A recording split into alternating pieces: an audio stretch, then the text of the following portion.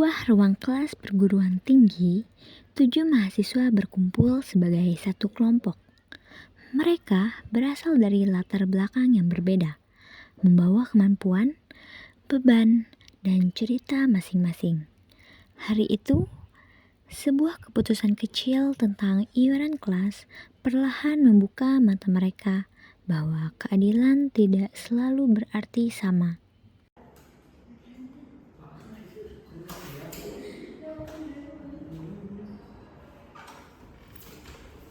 Teman-teman, mohon perhatiannya sebentar. Jadi sesuai kesepakatan kemarin, iuran untuk proyek Pancasila dikumpulkannya hari ini ya. Jadi per orangnya 100.000.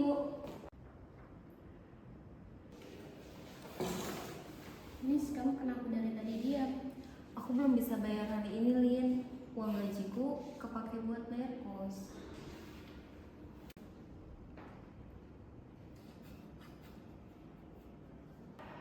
Rp100.000 doang kok ribet, kita ini mahasiswa bukan anak SMA yang masih minta uang jajan. Di antara tawa yang terdengar ringan, ada hati yang terasa makin berat. Dim, gak semua orang kondisi hidupnya sama kayak kamu. Loh, gue cuma realistis, kalau satu orang gak bayar nanti yang lain juga ikut-ikutan. Justru itu masalahnya. Keadilan itu bukan soal semua dipikul rata, tapi semua diperlakukan seperti manusiawi. Terus mau lu gimana? Yang gak bayar tetap dapat nilai yang sama. Yang gak mampu bukan berarti gak berkontribusi. Ketika logika bertabrakan dengan empati, pertanyaan-pertanyaan tentang keadilan mulai bermunculan. Assalamualaikum. Ini kenapa ya? Hawanya terasa panas. Kami sedang diskusi iuran proyek, Bu. Diskusi atau perdebatan? Menarik.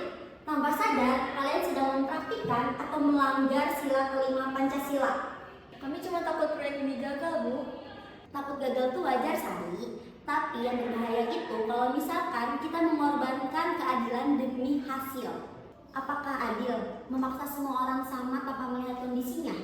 Pertanyaan sederhana itu menggantung dan mulai menggoyahkan keyakinan lama.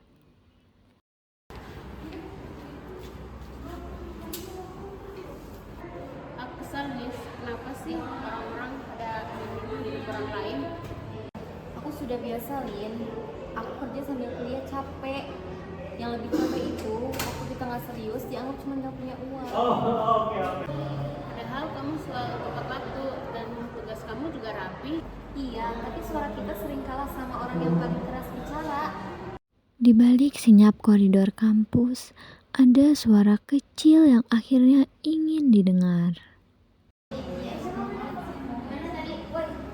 Aku mau kita jujur. Apakah kita sudah adil satu sama lain? Aku akuin, aku terlalu fokus sama uang dan deadline sampai aku lupa kalau kita itu kerja sebagai manusia, bukan mesin. Keadilan sosial itu tempat untuk berkembang, ruang untuk didengar, ruang untuk berperan, dan ruang untuk dihargai. Jujur, gue gak pernah mikir sejauh itu. Hidup gue selalu cukup, jadi gue kira semuanya begitu. Sorry kalau kata-kata gue ada yang nyakitin. Aku gak minta dikasihani, aku cuma mau dipahami dan dianggap setara. Saat ego mulai merendah, keadilan mulai menemukan tempatnya. Kita ubah sistem iuran. Yang mampu bagi lebih, yang kurang tetap punya peran yang sama. Aku siap atur untuk keuangannya. Aku juga siap bantu tenaga. Gue tanggung tambahan biaya. Keadilan akhirnya menemukan bentuknya, bukan di angka, tapi di sikap. Kalian bukan hanya memahami Pancasila kelima, tetapi kalian juga menghidupkannya. Pancasila kelima itu bukan hanya sekedar hafalan, tetapi ia tumbuh dari rasa empati, dari keberanian, keadilan, bahkan dalam hal kecil. Sila kelima bukan tentang siapa yang paling banyak memberi, tetapi tentang bagaimana kita memastikan tidak ada satupun tangan yang terlepas. Di atas timbangan keadilan, empati dan solidaritas adalah pemberat yang paling utama. Menghidupi sila kelima adalah tentang menurunkan ego untuk menaikkan derajat sesama. Keadilan sosial lahir ketika kita berhenti menghakimi beban orang lain dan mulai menawarkan bahu untuk memikulnya bersama. Keadilan sosial bukan soal sama rata, melainkan soal rasa kemanusiaan. Sila kelima Pancasila. Keadilan sosial bagi seluruh rakyat Indonesia.